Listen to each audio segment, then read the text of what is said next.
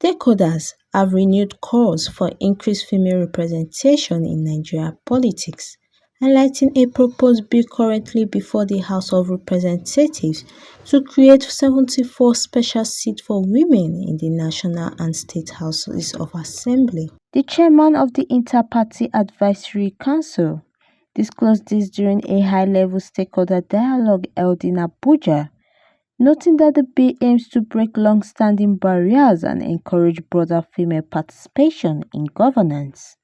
The event brought together key figures from government, civil society, political circles, international partners, and the media. Discussion centered on the Special Seat for Women bill and systematic challenges limiting women's inclusion in politics.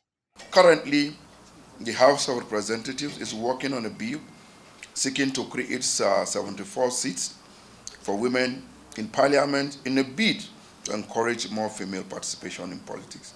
In the 7th, 8th, and 9th assemblies, women are accounted for 6.4%, 6.1%, and 2.7% of the Senate respectively, and the 6.4%, 3.05%, and 4.7% of the House of Representatives respectively. It is hoped that this conversation will take cognizance of these diminishing returns and make appropriate recommendations that will foster inclusivity in politics.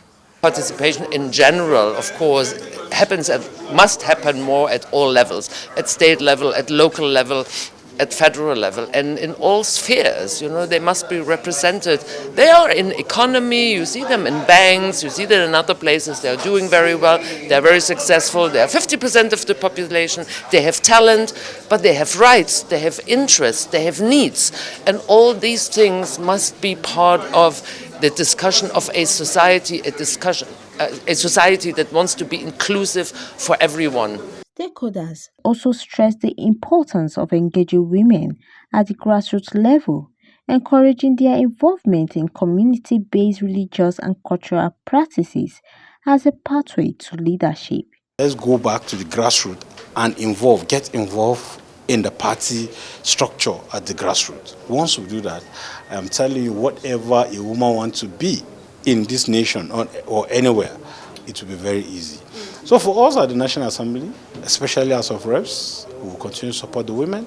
That's why if you look at legislative activities being the Traditional Council, you see women are also participating. There are people like Sarauni and others who are still at the side when they're discussing issues related to women. So also if you go to cultures today, there are people that the culture is a taboo, but now they are able to realize that there's a need for women to participate in the activities of governance.